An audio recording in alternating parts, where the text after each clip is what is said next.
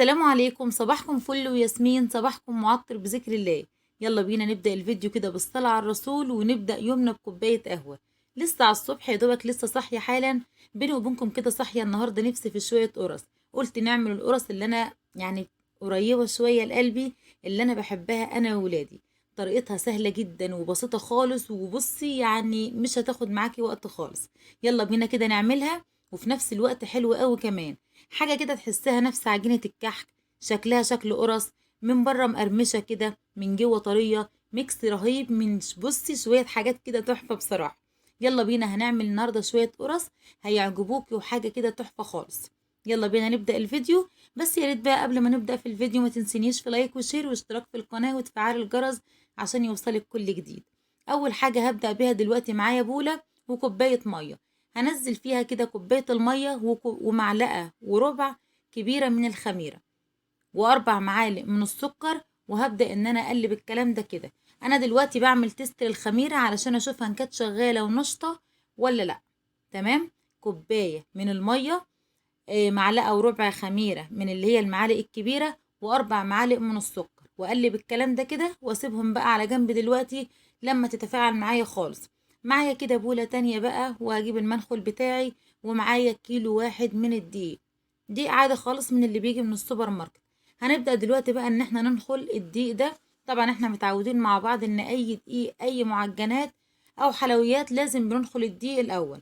وهنزل عليه ذرة من الملح كده وهقلبه برضو، وهسيبه برضو على جنب دلوقتي. يلا بقى نروح على البوتاجاز. معايا نص كيلو من السمنة، السمنة اللي انتي عاوزاها بقى، اللي متوفرة عندك. وثلاث معالق من الزيت، عشان يديكي بقى للقرصة كده قرمشة من بره، ويعمل الميكس الرهيب الحلو اللي احنا بنحبه. تمام. 500 جرام من السمنة عليهم 3 معالق من الزيت، واسيبهم على النار يا دوبك يفكوا بس مش اكتر. مش هنقدحهم ولا نغليهم ولا حاجة. معايا بقى كده في طاسة تانية نزلت كده 4 معالق من السمسم. لو عندك سمسم ابيض اللي هو لسه ني عادي بتحمصيه، بس انا عندي كمية كبيرة من السمسم اللي هو المحمص ده، فيا دوبك اسخنه بس اطلع الرطوبة منه.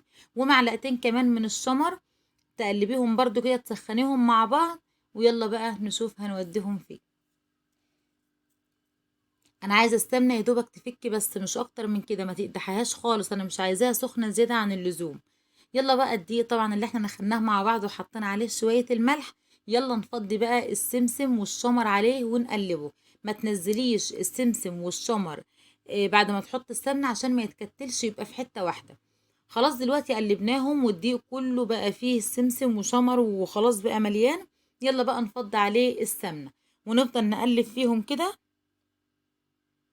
وبعد كده هنزل على طول بايديا.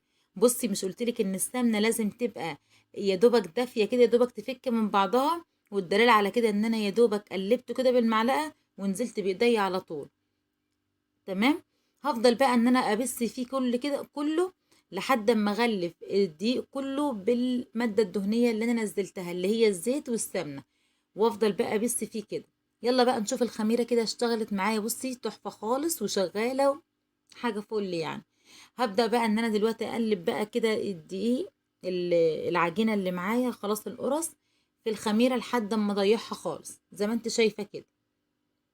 ايوه كده، تجيبي بقى من الجناب خالص كده علشان تلم كل العجينه اللي معاك. ايوه كده. بصي بقى يا ستي، انا معايا دلوقتي كوبايه من اللبن. تمام. انتي لو عامله كميه كبيره شويه، كل ما تزودي في الدقيق قللي اللبن، كل ما تزودي في الدقيق قللي اللبن وخلي فيه نسبه ميه. تمام. انما لو هتعملي مثلا كيلو 2 كيلو مش مشكله، عادي ممكن تعجنوهم كلهم بلبن. بما ان انا عامله كيلو النهارده، هو انا هستعمل لبن كله، مش هحط ميه خالص. هستكفي بس بشويه الميه، كوبايه الميه اللي انا حطيتها في الخميره ساعه ما كنت بعمل لها تيست وكده. وهبدا ان انا الم فيها كده على طول اهو. لما الم بقى العجينه كلها من البوله اللي معايا ديت، هعمل لها اختبار دلوقتي، وهاخد حته عجينه واشوفها، ان لقيتها لسه بتشقق معايا وكده، لسه ما نعمتش، هنزل لها كمان شويه من اللبن. هو كيلو الدقيق خد معايا كوبايه الميه اللي انا عملت بيها تستر الخميره، وكوبايه اللبن اللي انتوا شايفينها دي، ما خدتش اكتر من كده. وعلى حسب الدقيق اللي عندك برضه، ممكن ياخد اكتر وممكن ياخد اقل. بس كده بقت حلوة جدا. العجينة بقى تحسها طرية طرية جدا جدا معاكي، بص عاملة ازاي، ومش مفلقة ولا مشققة ولا اي حاجة خالص. دلوقتي هغطيها كده بكيس بلاستيك وهسيبها بقى لما ترتاح شوية. ارتاحت دلوقتي معايا، هجيبها بقى وهبدأ دلوقتي ان انا اقطعها على طول. بص بقى يا ستي، تجيب حتة العجينة كده، بصي حلوة ازاي وناعمة جدا اهو. تجيب حتة العجينة تعمليها بايديكي كده، تسويها تساوي السطح بتاعها من فوق، عشان ما تبقاش مخرفشه كده ويكون السطح بتاعها مخرفش كده. لا احنا عايزين القرصه من فوق تكون ناعمه جدا كده، والسطح بتاعها ايه، ملمسه كده ناعم ومساوي كده وحلو. بصي اهو، ما تكوريش العجينه كلها اللي معاكي ايا كان، حتى لو عامله نص كيلو برضو ما تكورهاش كلها. انت تعملي كده يجي كام كوره على قد الصينيه مثلا اللي معاكي، وبعد كده تقومي جايه فردها بقى في الصينيه على طول زي ما هنشوف دلوقتي مع بعض. ايوه كده، جبت الصينيه بصي تفردها على طول في الصينيه، ما تفردهاش تحت وبعد كده تشيليها، لا على طول في الصينيه كده سهل على طول. ايوه كده، ما تخافيش مش هتنتفخ، لان احنا طبعا القرص بتاعتنا مش قرص من اللي هي الهشه، هي مش هتنتفخ، مش هتطلع لفوق، ولا ان هي هتفرش منك ولا حاجه. ايوه كده، بططيها بقى كده بصي بكل سهوله، لان العجينه اصلا سلسه كده وطريه وحلوه قوي معاكي اهو. ابدا بقى ان أنا ارجع تاني اقطع برضه اهو. بصي، مهمه قوي الحركه دي على فكره، ان انت تعمليها من فوق كده، تدمكيها من فوق عشان ما تبقاش القرصه زي ما بقول لك خشره معاكي من فوق. تمام، عايزينها ناعمه كده وشكلها حلو. ايوه تفضلي تعملي بقى كده اهو زي ما انت شايفه كده، وبعد كده تقومي جايه بقى لفاها حلو قوي.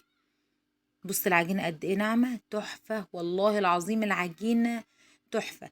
المقادير مظبوطة بالشعرة اهو. وتقومي جايه بقى عاملاها كده لحد اما تخلصي الكمية اللي معاكي كلها. بصي كيلو الدقيق شوفي طلع لي قد ايه اهو. ايوه كده، وتفرديها بقى كده حلو قوي. بصي بتتفرد معاكي بكل سهولة، لان برضو العجينة مرتاحة معاكي كويس، وهي اصلا عجينتها اصلا ملمسها حلو كده وطرية وحلو، مش بتلزق لان طبعا فيها كمية سمنة كتير. بعد كده بقى معايا اللي هي عصاية الشيش طاووق دي، هبدأ ان انا اخرمها دلوقتي، لان طبعا زي ما قلت لك ان احنا مش عايزينها تقب. دي مش قرص خفيفة اللي هي الهشة الطرية دي. تمام، دي عجينة كده زي عجينة الكحك بالظبط، بس انا بقول لك بقى شكل قرص كده وطعمها تحفة بصراحة. ايوه كده، هبدأ ان انا اخرمها بقى، مش اخرمها يعني انا غاز هديلها نغزات كده. وبعد كده هسيبهم بقى دلوقتي كده، هغطيهم واسيبهم كده فوق بعض واريحهم شوية يرتاحوا شوية. ادخلهم الفرن بقى دلوقتي ويطلعوا بالشكل ده زي ما انت عاوزاه بقى. عايزة مثلا تحمريها تكون مثلا فاتحة شوية، تكون غامقة شوية. انا عن نفسي بحب القرصة اللي هي تكون ايه، متحمرة شوية كده زيادة شوية، مع ان كان تحميرهم تحفة من تحت ومن فوق بصي بالشكل ده كده. بس انا ولادي بيحبوها، مش بيحبوها ايه محمرة شوية. فانا عملت لكل واحد طلبه، وانت طبعا زي ما انت عاوزه تعملي اللي انت عاوز تعمليه اعمليه. تحفه وما خدتش وقت، والله العظيم عملتهم وانا واقفه والله. الكيلو كله اصلا حاجه بسيطه مش كتير ولا حاجه، بتعمليها وتحفه جدا جدا والله. يعني انا كنت بعمل الغدا جنبها، يا دوبك لفتهم كده قدامكم على طول وسويتهم كمان، والله كنا بنتغدى واحنا بسوي في الفرن. ما خدش وقت خالص ولا مجهود. يلا كده نشوف كده، نفتح القرصة مع بعض ونشوفها عاملة ازاي من جوه. بصي مقرمشة من بره وتحفة وطرية وحاجة كده بتدوب في البق اهو. بصي عاملة ازاي تحفة، الله، تحفة بجد. كوباية شاي كوباية لبن و... وبس كده.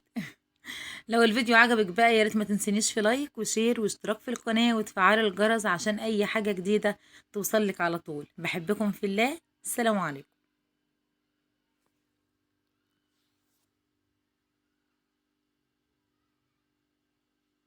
كفاية بقى.